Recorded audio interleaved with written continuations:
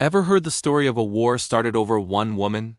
A war that brought down a city, created legends, and was fought by the greatest warrior who ever lived.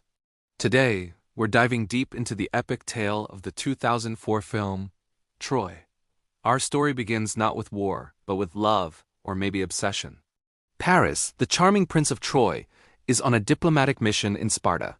There, he meets Helen, the wife of King Menelaus, and reputedly the most beautiful woman in the world. Against all advice, they fall for each other. Paris convinces Helen to leave her husband and sail back with him to the mighty city of Troy. As you can imagine, King Menelaus is not thrilled. He feels his honor has been shattered. He goes to his brother, Agamemnon, the powerful and ambitious king of Mycenae. Agamemnon has always wanted to conquer Troy, to control the Aegean Sea. Paris and Helen's affair is the perfect excuse he's been waiting for. He unites all the Greek kingdoms, amassing a massive army and a fleet of 1,000 ships to sail for Troy and bring Helen back. But to win this war, Agamemnon knows he needs an ace up his sleeve. He needs the greatest warrior alive, Achilles. Achilles is a demigod, the leader of the fierce Myrmidons. He's almost invincible in battle, but he's also arrogant, defiant, and despises Agamemnon. He initially refuses to go, wanting no part in a king's greedy war. However, his mother, the sea goddess Thetis, tells him his destiny. He can stay home, live a long, happy life, and be forgotten.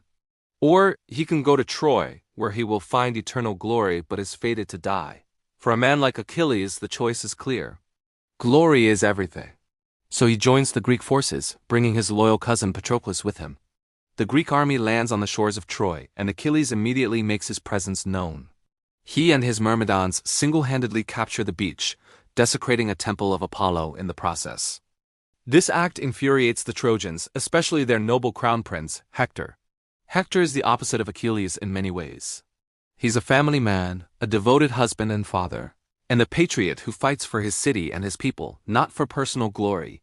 He is Troy's greatest defender and a brilliant commander. He's also the older brother of Paris, and while he loves his brother, he is deeply angered by the foolishness that brought this war upon their city. King Priam, their father, puts his faith in the high walls of Troy and the favor of the gods, hoping to withstand the siege. The early days of the war are a stalemate. The Greeks can't breach Troy's impenetrable walls, and the Trojans can't drive the Greeks from their shores. The tension between the Greek leaders also grows. Agamemnon, jealous of Achilles' fame and popularity, constantly clashes with him. This rivalry boils over when Agamemnon takes away Briseis, a Trojan priestess whom Achilles had captured and grown fond of. Enraged, Achilles declares he will no longer fight for Agamemnon. He and his Myrmidons withdraw from the battle, and Achilles stays in his tent, sulking. Without their best warrior, the Greek morale plummets and the tide of the war begins to turn. Hector sees this as an opportunity. He leads a massive Trojan assault that pushes the Greeks back to their ships. The Greeks are on the verge of total defeat. Seeing his cousin Achilles refuse to fight and his countrymen being slaughtered, young Patroclus can't stand it any longer. He begs Achilles to let him lead the Myrmidons into battle. Achilles refuses, but Patroclus has an idea. He puts on Achilles' iconic armor and helmet, hoping to rally the Greeks by making them think their champion has returned. The plan works at first. The Greeks are inspired and fight back with renewed vigor. Patroclus, though a brave fighter, is not Achilles. He gets caught up in the heat of battle and comes face to face with Hector. Hector, believing he is fighting Achilles, engages him in a duel and kills him. When Hector removes the helmet and realizes he has killed a boy, he is horrified. But the deed is done. The news of Patroclus' death reaches Achilles, and his world shatters. His grief turns into a tidal wave of pure, unadulterated rage. All his pride and his feud with Agamemnon are forgotten. There is only one thing on his mind: revenge. Achilles dons his armor and walks out onto the battlefield alone, calling for Hector. King Priam and Hector's wife, Andromache, beg Hector not to go. They know he cannot defeat a grief-fueled Achilles. But Hector's honor demands he face his opponent. He says his tearful goodbyes to his wife and infant son, a truly heartbreaking moment, and goes to meet his fate. The duel between Achilles and Hector is the stuff of legend. Two of the greatest warriors of their age, fighting for entirely different reasons. Hector for his home, Achilles for revenge. It's a brutal, spectacular fight, but Achilles' divine skill and rage are too much for the mortal prince. Achilles kills Hector, but his vengeance isn't satisfied. In a shocking act of disrespect, he ties Hector's body to the back of his chariot and drags it back to the Greek camp, in full view of the horrified Trojans on the city walls. That night, in a courageous and desperate act, King Priam secretly enters the Greek camp. He goes to Achilles' tent, not as a king, but as a father, begging for the body of his son so he can give him a proper burial. Moved by the old king's grief and reflecting on his own mortality, Achilles relents. He agrees to a 12-day truce for Hector's funeral rites. This moment of shared humanity between two enemies is one of the most powerful scenes in the entire film. During the truce, the cunning Greek king Odysseus comes up with a brilliant plan. The Greeks pretend to give up and sail away, leaving behind a single, massive wooden horse on the beach as a supposed offering to the gods for a safe journey home. The Trojans, despite warnings from some, see it as a symbol of their victory. They drag the giant horse inside their impenetrable walls and celebrate their triumph with a citywide party. But of course, it's a trap.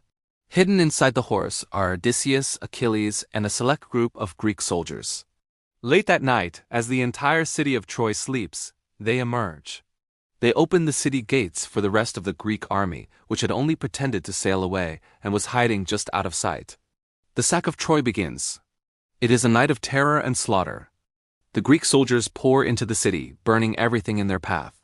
The Trojan dream of victory turns into a living nightmare. Amidst the chaos, Achilles fights his way through the burning city, searching for Briseis to save her. Elsewhere, the Trojan hero Aeneas is guided by his father to gather the survivors and escape the city, carrying the legendary sword of Troy with them to found a new nation. The royal family is killed and the city is utterly destroyed. Achilles finds Briseis, but she is being threatened by Agamemnon. Achilles quickly deals with Agamemnon, finally ending the greedy king's reign. But in that moment of distraction, Paris, seeking revenge for his brother Hector, sees his chance. He fires an arrow, guided by the god Apollo, straight into Achilles' only vulnerable spot, his heel. Achilles falls. As more arrows find their mark, Briseis rushes to his side. With his dying breath, Achilles tells her to live. And so, the greatest warrior the world had ever known dies on the floor of the city he helped conquer, finding his eternal glory just as his fate foretold. The film ends with the smoldering ruins of what was once the magnificent city of Troy. Odysseus reflects on the cost of their victory, mourning the loss of great men like Hector and Achilles. The war, which began with two people, ended up destroying an entire civilization and countless lives, leaving behind only legends that would be told for thousands of years. It's a powerful story about glory, love, honor, and the devastating, brutal reality of war. Thanks for watching. If you enjoyed this epic summary, don't forget to like, subscribe, and hit that notification bell for more deep dives into your favorite movies. See you next time.